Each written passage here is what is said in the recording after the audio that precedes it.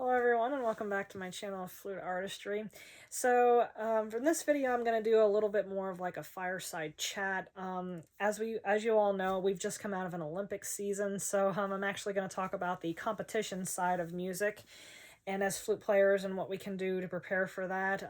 So during this time of year, during March, April, and May, if you're in the concert band competitions, you're obviously doing the district, region, states, and all East competitions. And so some of the things that we can do to prepare for that is, of course, just like once you get your music, definitely practice, practice, practice. Don't be one of those people that procrastinates and be just like, oh, I'll take a week off and, just like the music will be there in a week. Not definitely probably not the best thing to do. I actually did that once and actually didn't end up placing as high as what I would have liked to, so that way I could move on to the next competition.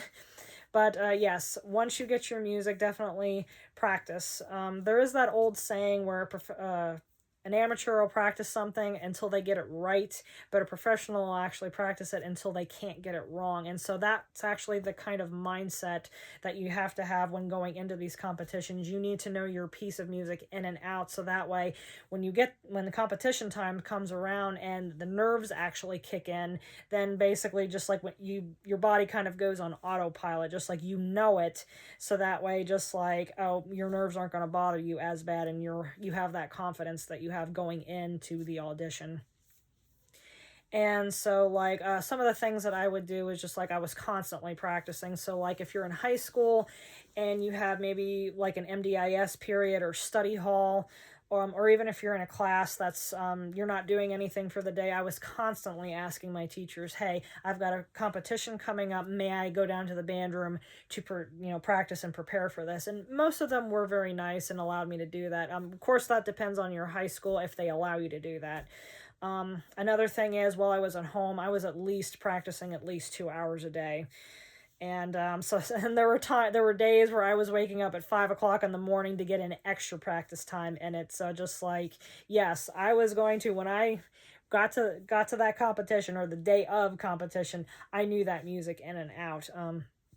Now speaking of the day of competition, so the day of competition, definitely, some competitions they have dress codes that you have to wear, but if not, and you can wear just like your regular clothing, loose fitting clothing, nothing constrictive, so that way just like you don't want to make sure that anything is tight, so that way it's constricting your breathing, or just like if you're a violinist or something, anything, just like something that'll allow you to stretch, that'll allow you to have movement. So comfortable fitting clothings.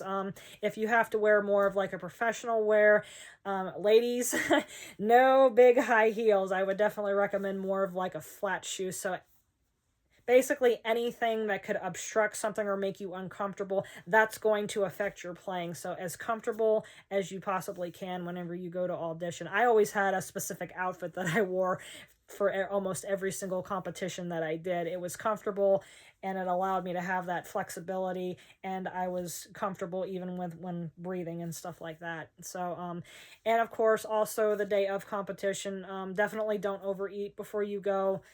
Something light, don't drink a lot.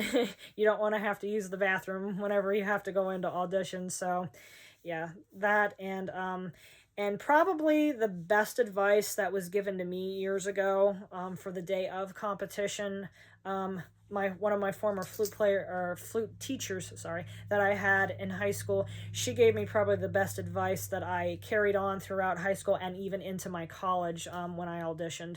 And that was the day of competition. Once you leave your house and when you get there on site of the competition, do not take out your piece of music until you actually go in to perform it for the judges. And so you might ask, why is that? So just like, okay, so when you get there and say you do decide that you do want to warm up on your piece of music, if you make a mistake and you're making that same mistake over and over and over again, and when you go into the audition room, obviously you're probably going to be just like, okay, I hope I don't make a mistake there, and 9 chances out of 10 you're probably going to be making the same mistake. So to help avoid that, basically. So just like, well, okay, if I can't warm up on my piece of music, what else can I do? So scales and arpeggios, definitely yes. And I would even do long tones, and then also, like, when I was like right outside of the audition room, some auditions, they require all of you to go to the audition space at once and wait outside in a line. So of course, like, if you're the very last person to audition, you're just like, oh my gosh, my instrument's getting cold. Just like, how am I going to keep my instrument warm so that way when I go in, the very first note that I play is a crack instead of an actual note. So what I would do is just take my head joint and I would just blow warm air into it, so that way my instrument was warmed up, just like when I walked into the audition room.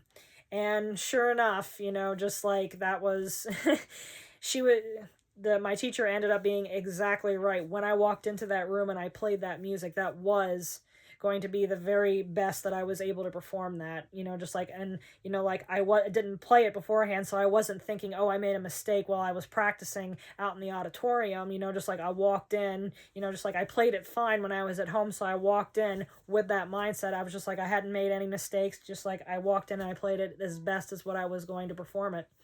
So yes, just like that's what I would recommend. Do not play, repeat, do not play or practice your piece when you arrive on site until you actually go into the audition room to perform it.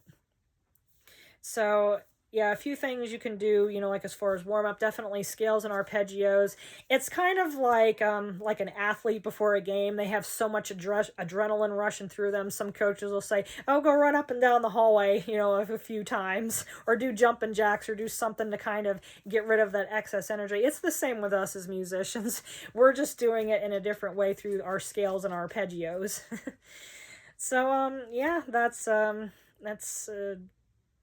the advice that I have to give you for that. If you have any other advice, definitely leave a note in the comments. Ask me, let me know, and I will see you in the next video.